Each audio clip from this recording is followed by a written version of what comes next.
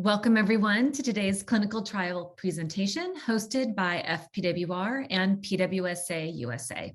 I'm Susan Hedstrom, the Executive Director for FPWR, and I'll be acting as today's moderator. I'd like to thank all of you for joining us today. Clinical trials are the first steps towards approved treatments for PWS, and participation is an incredible contribution that you can make for our community. Today's presenters are from Harmony Biosciences, and they will be sharing information to help you understand what you can expect should you choose to participate in the phase 2 study of Pitolisant. Time will be reserved at the end of today's call for Q&A, but please feel free at any time to submit your questions through the Q&A right here on Zoom. With that said, I'd like to hand it off to our presenters from Harmony. Thank you so much, Susan. I'm Rachel Radomski, Head of Patient Advocacy at Harmony Biosciences. I wanted to say a huge thank you to the Foundation for Prader-Willi Research and PWSA USA for allowing us to share a little bit more information about our phase 2 study evaluating the safety and efficacy of Pitolisant in patients with PWS. We've made some changes to this trial and are excited to share those with the community today. But I'd like to start just by introducing Harmony and sharing who we are. If you haven't heard of us before, Harmony is a pharmaceutical company headquartered outside of Philadelphia, Pennsylvania, dedicated to developing and commercializing therapies for people living with rare neurological disorders who have unmet needs. We were established in 2017 by our partner, Bioprojet, and we became a public company in August of 2020 and have about 160 employees. And one thing I'm very passionate about, as are my colleagues on this call, is keeping patients at the heart of everything we do. And on the bottom right, you'll see our clinical development pipeline in the disease areas where we're working to serve people living with rare neurological conditions, including PWS. And I'm going to turn it over to our Chief Medical Officer, Dr. Jeffrey Dano, to talk a little bit about our journey in Prader-Willi syndrome and the changes we've made to our phase 2 clinical trial. Yeah, thank you, Rachel, and thank you, Susan. And on behalf of the clinical development team at Harmony, I also want to thank FPWR and PWSA USA for the opportunity to provide an update on our phase 2 clinical trial. First, I want to share a little bit about Harmony's path to the Prader-Willi syndrome and working with the Prader-Willi community.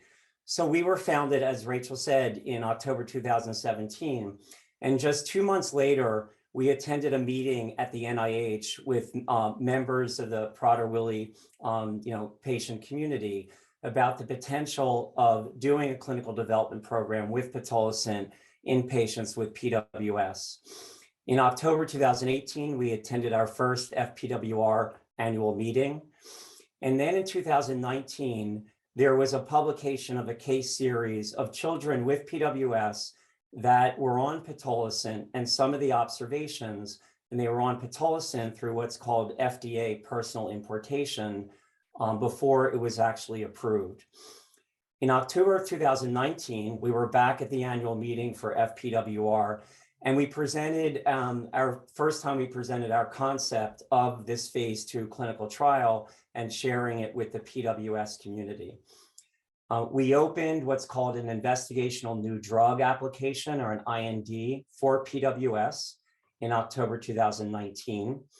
And then in December, we did what's called a phase 1 pharmacokinetic, or PK trial, measuring sort of the blood levels of Pitolisant in some of the children with PWS who had been on Pitolisant through FDA personal importation.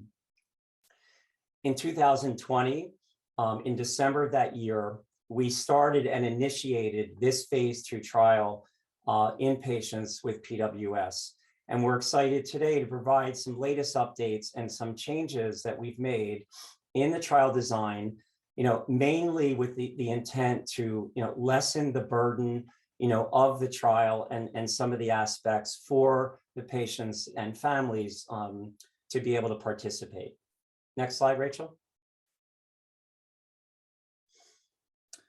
So in terms of what this study is evaluating, the primary objective or the main objective looking at the safety of pitolisant and how well it is tolerated in people living with PWS, as well as the effectiveness of pitolisant in treating excessive daytime sleepiness, or EDS.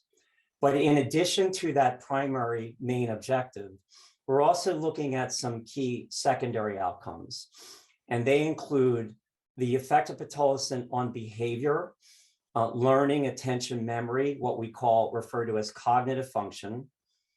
And secondly, impact on the caregiver of a person with PWS. Obviously, I don't have to tell all of you, the family dynamic and the impact on the caregiver is also very important. And we'll also be looking at the effect of pitolisant on hunger, the hyperphagia, that sort of the food behavior. And the thinking is that excessive daytime sleepiness, or EDS, could have downstream effects. And, when people with PWS are excessively sleepy or really tired, and some of that irritability, it could affect the behavior, cognitive function, as well as food behavior as well. So we're looking at all of these outcomes, to learn more of the effect of pitolisant on all these different symptoms. Next slide. So what's changed, and what are we excited about to try to make this clinical trial a bit easier for patients and families to participate? So mainly, the main change is that the overnight sleep study and daytime sleep studies are no longer required. So patients do not have to go into the sleep lab to do these assessments. These will be measured by subjective scales that we have, and that will be used to assess the level of sleepiness in patients at baseline, at the beginning of the trial, and then throughout the trial and at the end point. In addition, we've made some changes and designed in flexibility to allow for a remote screening visit, so patients and families don't have to travel to the clinical sites, as well as some more flexibility, allowing remote visits during both the double-blind phase of the trial and the open label extension that I'll speak to later. Next slide. So some key inclusion criteria, so criteria that must be met to be eligible to enroll in the trial. So obviously, first off, a genetically confirmed diagnosis of PWS. Patients must demonstrate adequate sleep duration at night, and this is captured through a sleep diary during the screening phase, and has a level of EDS, excessive daytime sleepiness, based on these subjective scales that I mentioned before. And also, patient must have a consistent caregiver who's willing and able to complete the required assessments at each time, throughout the trial. Next slide. So what about medications that patients are on that are being, sort of managed day to day for PWS? And we get these questions frequently, can you still take the medications and participate in the trial? So two major classes of medications, one, wake promoting treatments, such as stimulants, modafinil, armodafinil, that could affect the EDS.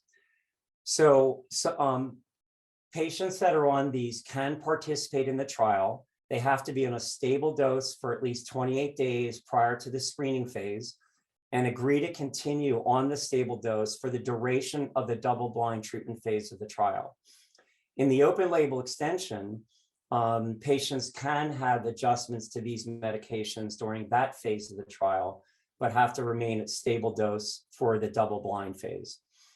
And it's the same with sedating medications, such as what are called hypnotics or benzodiazepines. A lot of these medications that are prescribed to manage some of the behavioral symptoms.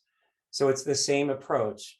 Patients can participate if they're on a stable dose for at least 28 days prior to screening and remain on stable dose throughout the double-blind phase. So being on these medications does not preclude participation in this phase 2 trial. Next slide. So turning to some key exclusion criteria. So any of these criteria that would exclude someone from participating in the trial. So obviously, if they have a diagnosis of another genetic or chromosomal disorder different than PWS. Secondly, someone who has untreated obstructive sleep apnea or is at high risk for OSA based on some screening tools and things that the clinical trial site can do to see if someone is at high risk. Thirdly, if patient family doesn't agree to discontinue any prohibited medications that would be prohibited during the trial, usually for safety reasons or drug interaction reasons. Or lastly, is receiving a medicine that's known to prolong what's called the QT interval. That it's a measure of in the heart function because pitolisant can affect the QT interval, and for safety reasons, you can't be on other medications that are known to prolong that measure in the heart. Next slide. So with that, I want to turn it over to Crystal Davis, our lead on clinical operations for this trial, to provide some more specific information about how all this works. Crystal? Thanks, Dr. Dano. So as a patient, what can you expect as a participant in the study? Well, the first visit is a screening visit in which the doctor will review your medical history. They'll ask questions to make sure you're eligible for the study. And depending on the site and the study doctor you go to, you might have the visit, or you might have the option to do this visit remotely, as already mentioned. And if so, the study doctor will perform some of these tests and procedures at the next visit that will be on site instead, such as blood sample collections for safety labs, physical exams, things like that. At the next visit, which is the baseline visit or visit 2, that must be performed on site, and the study doctor will review all of the information from the screening visit to make sure you're still eligible. And then after you complete some tests and procedures and the study doctor says you're still good to go, the doctor will talk to you about how to take your study drug the next day. And during this part of the study, the double-blind phase, no one will know what type of study drug you're on, whether that's pitolisant or placebo. And so of the 60 patients that will be enrolled in the study, 20 will be given a higher dose of pitolisant for their age group, 20 will be given a lower dose of pitolisant for their age group, and the other 20 will be given placebo. So when a patient agrees to be in the study, they'll be randomly assigned to one of 3 groups. And then talking about visits 3 and 4, you may have the option to do those visits remotely as well. And if so, a nurse will go to your home for those in-person procedures like the safety labs and physical exam, and the study doctor will do everything else by telemedicine. If you do happen to go on site, everything will just be performed on site as normal.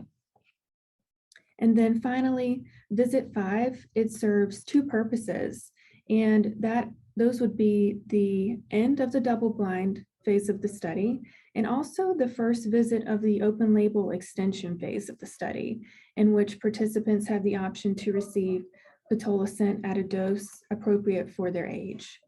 So after a patient completes all the tests and procedures, and the study doctor says that you can start the open label extension, then they'll tell you how to start titration of the pitolisant, and they'll give you enough to last until your next study visit.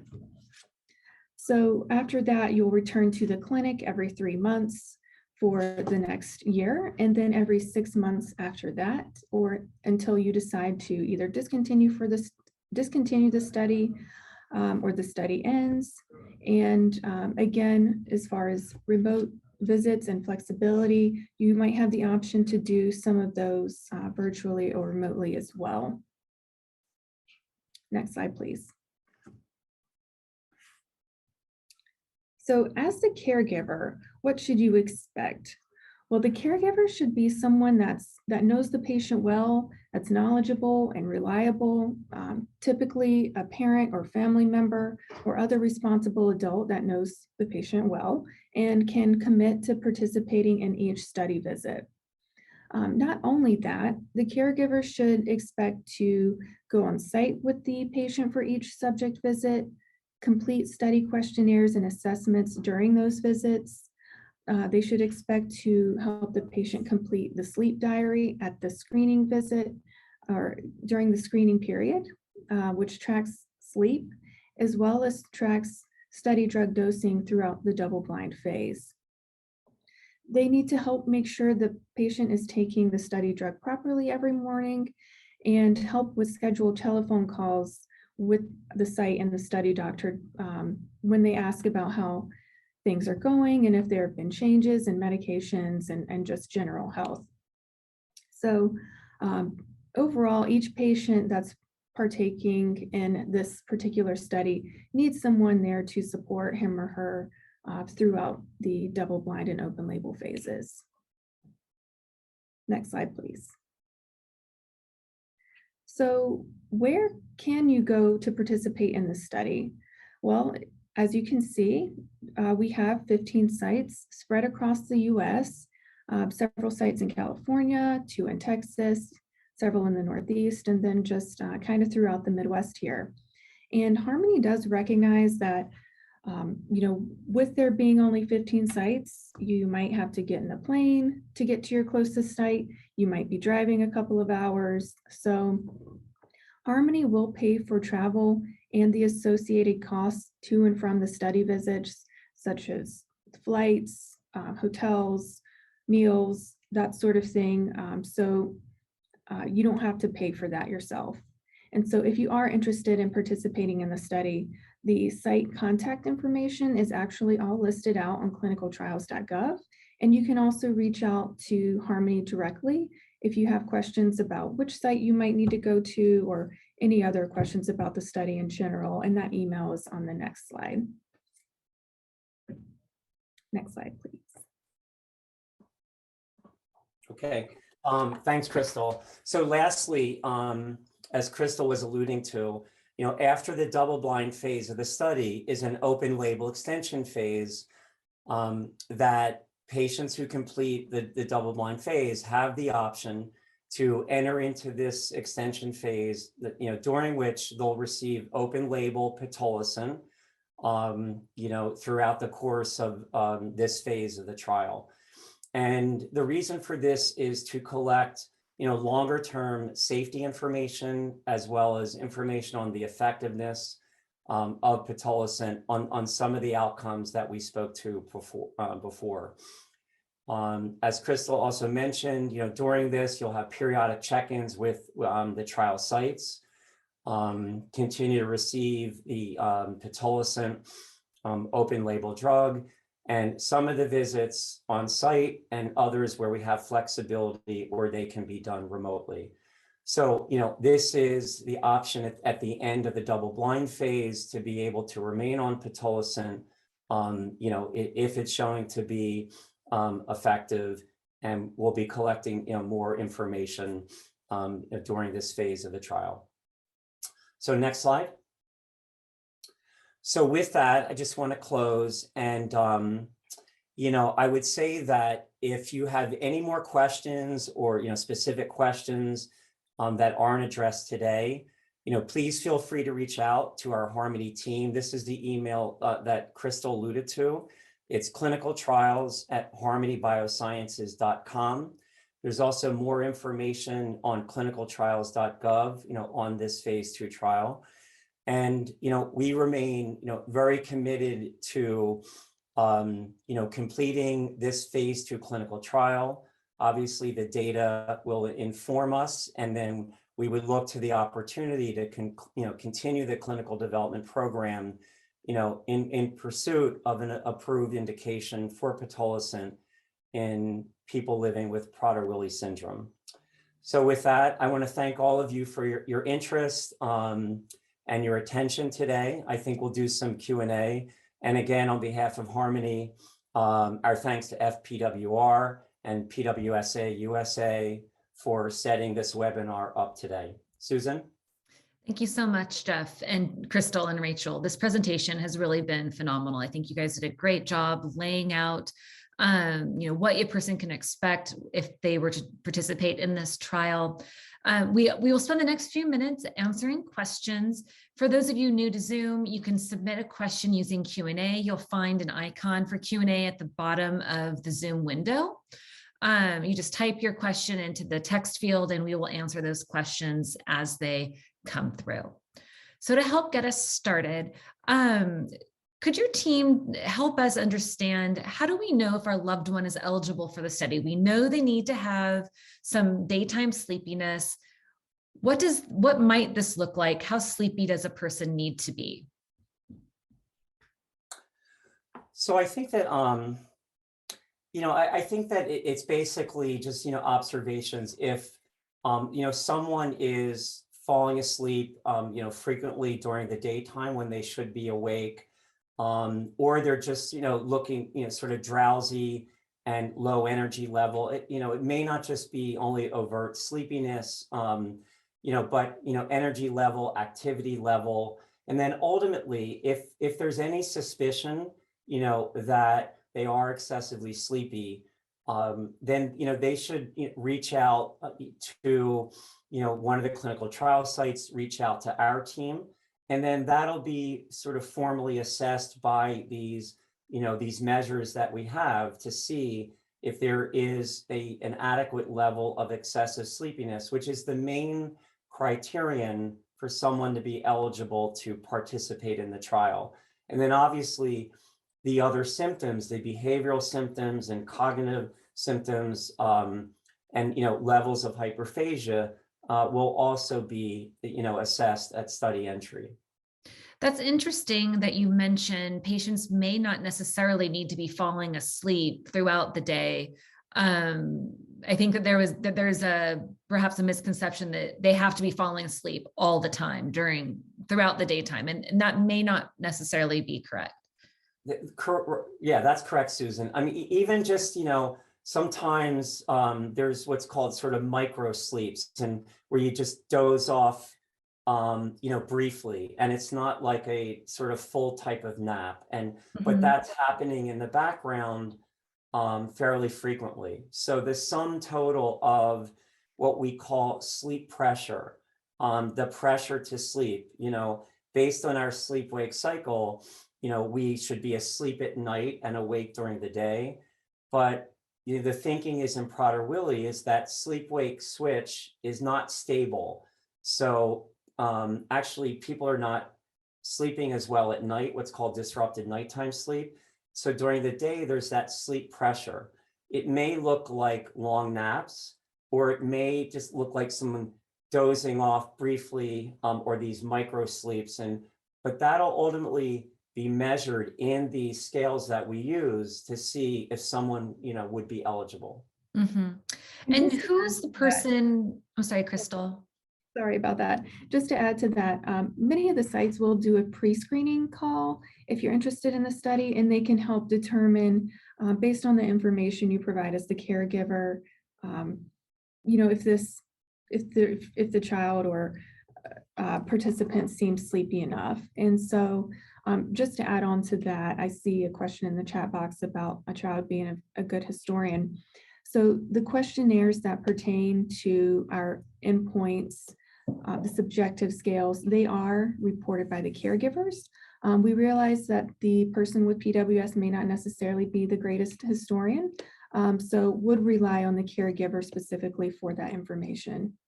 Yeah, that's a great point, Crystal. So both, who is doing the reporting in terms of the level of sleepiness, and then as Crystal mentioned, so the pre-screening, again, to avoid traveling to the site where you're not really sure, to help, again, as much, taking as much of the burden out of the trial. So that pre-screening call, with the family can help, kind of indicate if someone, would be eligible. That's really great to have that pre-screening call, because travel can be challenging, especially if the site isn't in your region or your city. So thank you for allowing for parents to do that without having to pull their kids out of school to go drive to it or fly even to a site. We have a couple questions about medical records and tests that are done during the study. So first, in regards to medical records, do you review the patient's medical records as part of the trial? So so the medical records, will be reviewed, by the clinical investigators at the site. So if they, the patients are not known to the principal investigators at the site, they'll review the medical records, confirm the diagnosis of PWS, as well as just get familiar with the medical history, of that patient, if they are eligible to come into the trial. Mm-hmm. And can you share what type of tests are typically done when you go in person to a visit? So the tests that are done are mainly, patients are examined. So physical examination is done along with vital signs, and then laboratory studies. Blood is drawn for, lab studies to make sure patients will be eligible. And then it's really the assessments around the level of sleepiness, the behavioral scales, the cognitive scales, the hyperphagia, questionnaire. So those are, really, as opposed to sort of, routine medical care, most of what is being done are the assessments for the clinical trial when someone is coming to a site to participate in the trial. And just to add to that as well, we know that coming into the trial site for these visits, it can take a couple hours or more. So we did want to remove as much of the burden as possible from the participant or patient themselves. So the only thing that the patient would really need to do is complete a brief computer test. The rest of the scales and the questionnaires are with the caregiver. Mm-hmm. And for the screening call, does that involve the person with PWS at all, or is that just between the PI or the intake coordinator and the parent or the caregiver? That can be up to them, the family, how they want to proceed with that. Okay. You mentioned that I believe one of the visits you said could be lengthy, perhaps 1 or 2 hours. Could you verify what people can expect for length of visits? I would say a minimum of a couple hours, most likely longer, and that's just due to the collection of safety labs, the blood draws, the questionnaires, going through the consent forms, especially for those earlier visits. And there is one longer visit for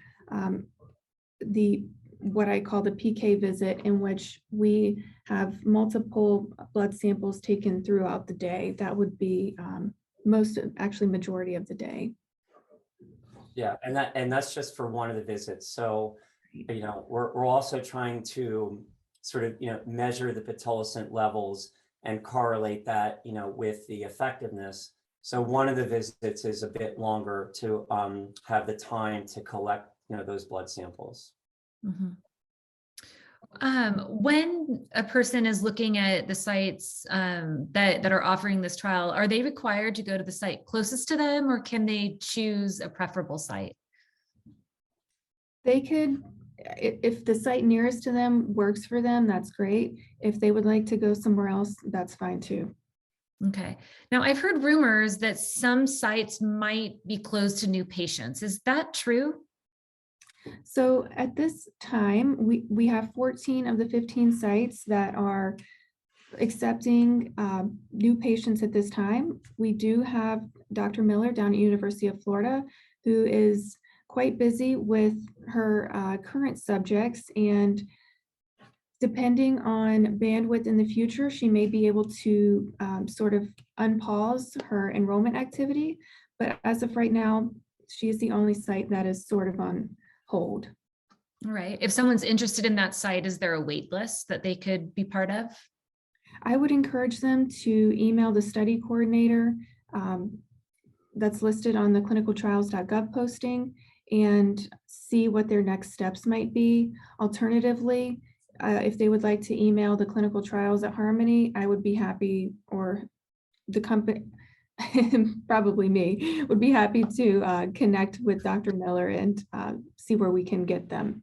Okay. Yeah, and what I would add, Susan, is I think, yeah, so Dr. Miller is, has been busy with a lot of interest in terms of, the patients that are currently in screening, but, we are hoping to continue, to collaborate with her and the potential to open things up, at her site as well. So, but if there is interest by any families, as Crystal said, they can reach out to that site or reach out to the Harmony team. Right. And what I've heard from you is there's 14 other sites as well. So if someone wants to be in the study, they don't have to do the Florida site. They could choose from one of the other 14 as well. I'll just put a plug in for San Diego. The weather down here is fantastic. Come see us. It's a great excuse to come out here, see SeaWorld. We're getting lots of questions about eligibility. And I think, maybe we could help guide parents. If you have specific questions about your child's eligibility, what should you do? The first step is, and best step is probably getting in touch with the study coordinator to go through that list of study medications. That's a great topic to bring up during the pre-screening call. What the study coordinator or study doctor will do is go through your specific list of medications with you, tell you what's allowed, what's not allowed, if something might need a washout, if something needs to remain stable, and that would be the most efficient way to probably go about that. I think it's, just reach out to, one of the study sites, the one closest to them or one that they're interested in. Again, our team is always available as a backup, but, if there's any, interest or questions, and, as Crystal said, in terms of the pre-screening and going through sort of those inclusion/exclusion criteria to see, as well as to get a better sense of that level of excessive sleepiness, and then all of that will help inform, potential eligibility. Mm-hmm. At the conclusion of this webinar, I will be sharing this recording with everyone who registered, as well as the people who are on the line here. And in that email, I'll make sure to include a list of all of the sites with their contact information so that people can immediately reach out to the site of their choice. With that, I'd like to just thank, the Harmony team for joining us today and letting us know a little bit more about this, really great clinical trial that you're providing for us. I'd like to reiterate to everyone today that new treatments for PWS, they begin in clinical trials. So if your loved one is eligible and you're interested, please consider participating in the trial that's right for you. And with that said, I'm going to say goodbye. Thank you, everyone, for joining us today, and we'll see each other soon, I hope. Have a great day. Great. Thank you, Susan.